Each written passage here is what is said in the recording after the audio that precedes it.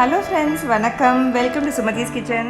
இன்றைக்கி நம்ம சூப்பரான ஒரு சைட் டிஷ் இட்லி தோசைக்கு தக்காளி தொக்கு பார்க்க போகிறோம். இது ரொம்ப அருமையாக இருக்கும். நடுப்புற நிறைய டிப்ஸ் சொல்லிப்பேன், மறக்காமல் முழுக்க வீடியோ பாருங்கள். இன்க்ரீடியன்ட்ஸ் பார்க்கலாம்.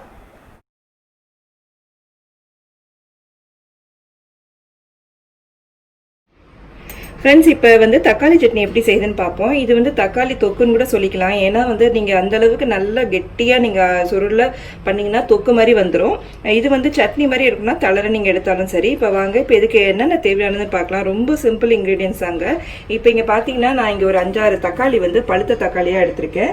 அப்புறமா தாளிக்கு கடுகு, கருவேப்பிலை, அவ்வளோதான். அப்புறம் இங்கே மஞ்சப்பொடி, மிளகா பொடி, தேவையான அளவு உப்பு, அவ்வளோதாங்க. பெருங்காயம் வேணா நீங்கள் சேர்த்துக்கலாம். ஆனால் பெருங்காயம் ஒருவேளை டேஸ்ட் நினைச்சீங்கன்னா நீங்க அதை ஸ்கிப் பண்ணிக்கலாம். அவ்வளவுதாங்க. இது முதல்ல என்ன பண்ணணும்னா, இப்போ முதல்ல இங்க தக்காளி நல்லா மிக்சியில நம்ம நல்லா கூழாக்கிட்டு எடுத்துட்டு வந்துருவோம்.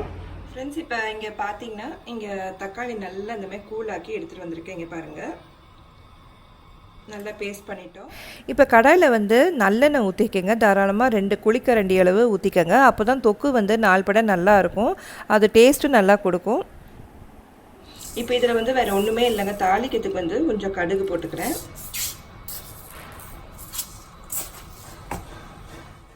இந்த தொக்கு பார்த்திங்கன்னா நீங்கள் 3 நாள் வெளில வச்சுருந்தாலும் கெட்டு போகாது. ஊர் பிரயாணங்கள்லாம் போனீங்கன்னா 3 நாள் ஆனாலுமே கெட்டு போகாமல் நல்லாயிருக்கும். நீங்கள் ஃப்ரீசரில் 1 மாதம் வச்சுருந்தாலுமே கெட்டு போகாமல் நல்லா இருக்குங்க. கடுகு பொரிஞ்சோடனே கருவேப்பிலை போட்டுக்கலாம். கடுகு பொரியுதுங்க. இப்போ இதோட கருவேப்பிலை போட்டுப்போம்.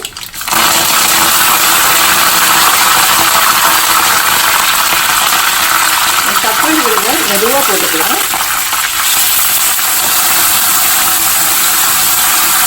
இது புதுசாக செஞ்சுட்டு சொல்லி கொடுக்குறேன். இல்லாட்டி உங்களுக்கு தெரிக்கும், அதனால தான்.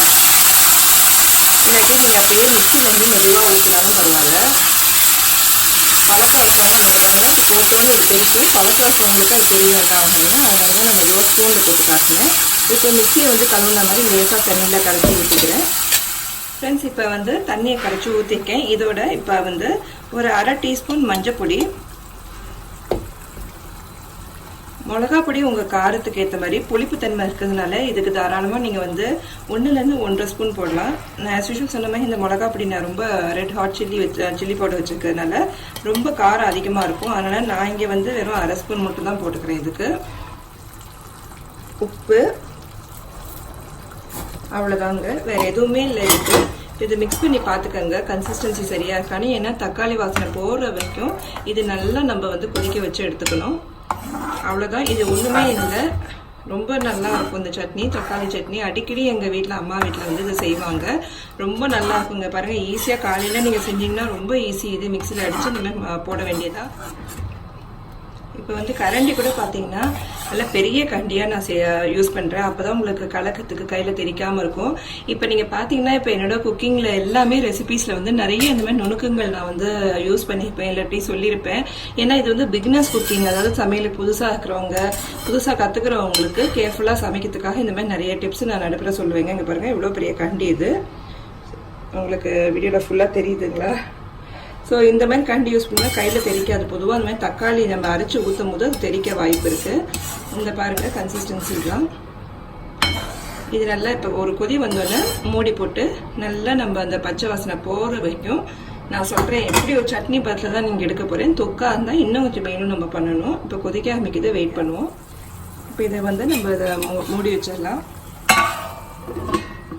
நானுமே இதில் கொஞ்சமாக இப்போ ஒரு டீஸ்பூன் அளவுக்கு எண்ணெய் நல்லா நம்ம ஊற்றிக்கணும். முடியும் இப்போ ஸ்டவ் ஆஃப் பண்ணிக்கலாம். ரொம்ப கரெக்டாக இருக்குது.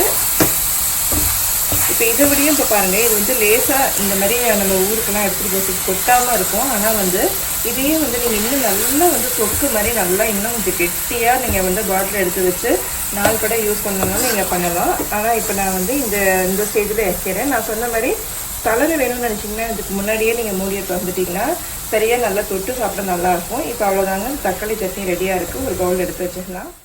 பார்க்கவே நல்லா இருக்குது பாருங்கள். நிச்சயமாக நல்லா இருந்ததுன்னா கமெண்ட்ஸில் உங்கள் ஃபீட்பேக்கை கொடுங்க.